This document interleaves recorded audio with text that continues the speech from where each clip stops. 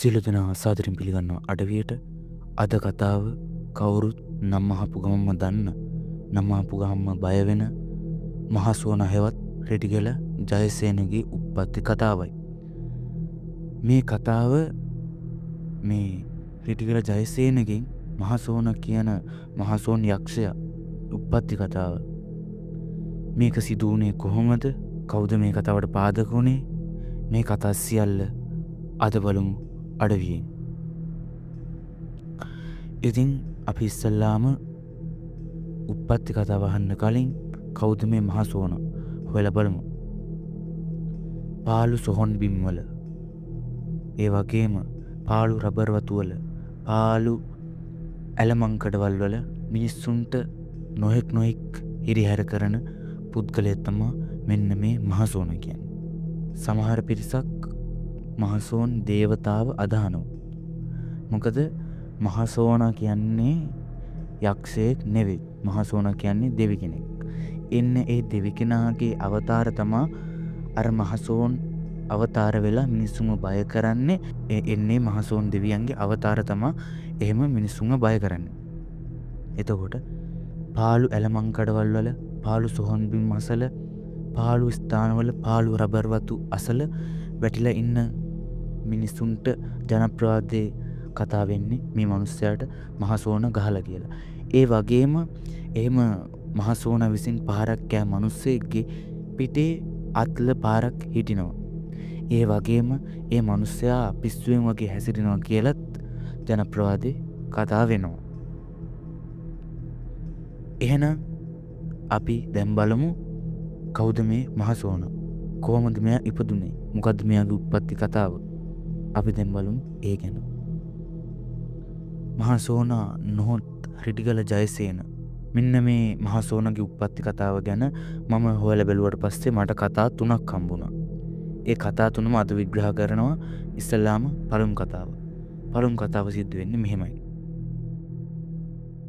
දසමහා යෝධයන් අතර සිටින ගෝඨයිම්බර යෝධයා විජිතපුර යුද්ධය අවසන් කර ඒ යුද්ධය හොඳින් ජය ගැනීමට සිදු වූ නිසා ගෙදර සාදයක් පවත්වනවා. මෙන්න මේ සාදය පවත්වද්දී රෙටිගල ජයසේන කියන මෙන්න මේ යක්ෂයා තමන්ගේ පිරිසත් රැගෙන තඹපන්නි කියන සොහොන් බිම කරා යනවා අවමංගල්‍ය උත්සවයකට සහභාගී වීමට. මේ අතරතුර ගෝඨයිම්බර යෝධයාගේ රූමත් බිරිඳව මෙන්න මේ රෙටිගල ජයසේන දකිනවා. දැක්කට පස්සේ මෙන්න මේ රූමත් බිරිඳට රෙටිගල ජයසේනට හිත යනවා. ඊට පස්සේ මෙන්න මේ රෙටිගල ජයසේන විසින් අර රූමත් බිරිඳගේ ඇඟට ආරූඪ වෙනවා. පසුව ඇය ඒ මොහොතේම සිහිසුන් වෙලා ඇද වැටෙනවා. ගෝඨයිම්බර යෝධයා මේක කලින්ම දැනගන්නවා මේක යක්ෂ දෘෂ්ටියක් වැටලා තියෙන්නේ, මෙයාට යක්ෂ ආරූඪයක් වෙලා තියෙන්නේ කියලා. ඊට පස්සේ මෙන්න මේ රෙටිගල ජයසේනට නැත්නම් අර ආරූඪලා ඉන්න යක්ෂයාට ගෝඨයිම්බර යෝධයා තමන් එක්ක සටනකට එන ලෙස ආරාධනා කරනවා. පසුව මෙන්න මේ දෙන්න අමු සොහොන් බිමක මෙන්න මේ සටන දියත් කරනවා. මෙන්න මේ සටන දියත් කරද්දී ගෝඨයිම්බර යෝධයාගෙන් එල්ල වෙන පාපහරකින් රෙටිගල ජයසේනගේ බෙල්ල කඳින් වෙන් වෙලා විහික් වෙනවා. මෙන්න මේක දැකපු සෙනසුරු දෙවියොන්ට රෙටිගල ජයසේන ගැන අනුකම්පා හිතිලා ඉක්මනින්ම ගිහිල්ලා වලහෙක්ගේ බෙල්ලක් අරන් ඇවිල්ලා රෙටිගල ජයසේනට හයි කරනවා.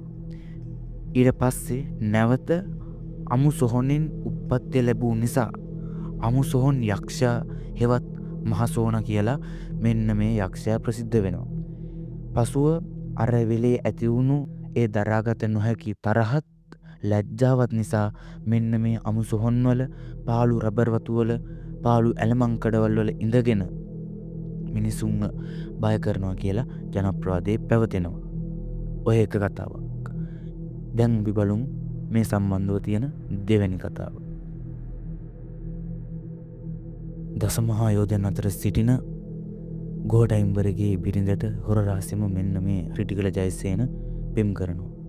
නමුත් ඇව හිමි වෙන්නේ ගෝඨයිම්බර යෝධයාටයි. මෙන්න මේ ගෝඨයිම්බර යෝධයාගේ සහ ඇයගේ විවාහ උත්සවයේ දවසට මෙන්න මේ රෙටිගල ජයසේනට ආරාධනා කරනවා. මෙන්න මේ ආරාධනාවෙන් පසු ඔහු එන්න ඒ විවාහ උත්සවයට ගොසින් අධික ලෙස බීමත්ව ඇයට නොහොඹිනා උසුළු විසුළු කරනවා. මෙන්න මේ කරන උසුල් විසුළු නිසා ගෝඨයිම්බර යෝධයාට ඉක්මනින් තරහ යනවා. මෙන්න මේ තරහව දිනයක් යොදා කරන සටනක් ලෙස දුරදිග යනවා. ඊට පසුව පාළු සොහොන් බිමක් තෝරගෙන රෙඩිකල ජයසේනයි අර ගෝඨයිම්බර යෝධයයි සටනක යෙදෙනවා.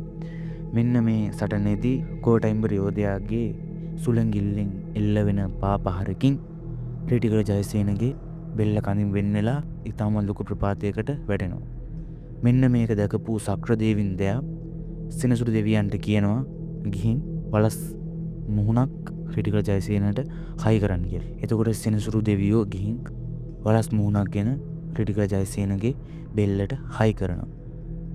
ඊට පස්සේ නැවතත් අමු සොහොනෙන් උප්පත්තිය ලැබුණ නිසා අමු සොහොන් යක්ෂයා හෙවත් මහ සෝනා යන නමින් ඔහු ප්‍රසිද්ධ වෙනවා. ඕක දෙවෙනි කතාව. ඒ වගේම තවත් කතාවක් තියෙනවා. මෙන්න මේ රෙඩිකල ජයසේනයි ගෝඨයිම්බර යෝධයයි හොඳ යාළුවෝ.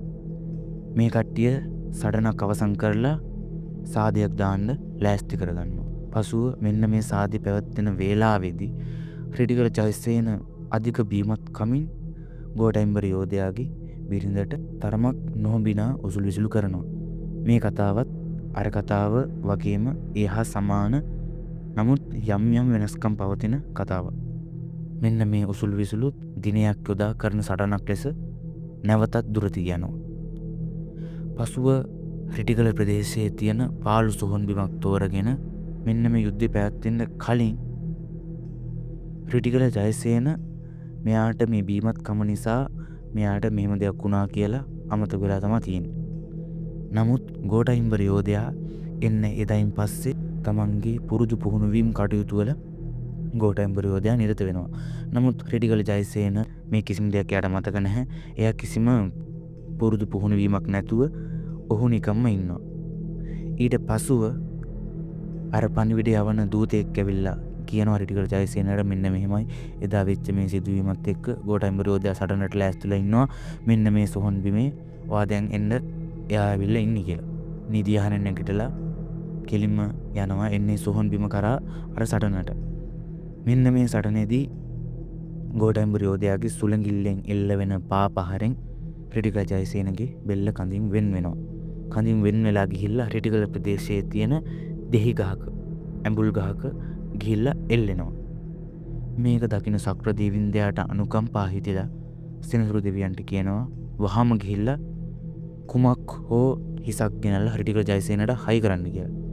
ඊට පස්සේ සෙනසුරු දෙවියෝ ගිහිල්ලා හදිස්සියට හම්බ වෙන්නේ වලහෙක්.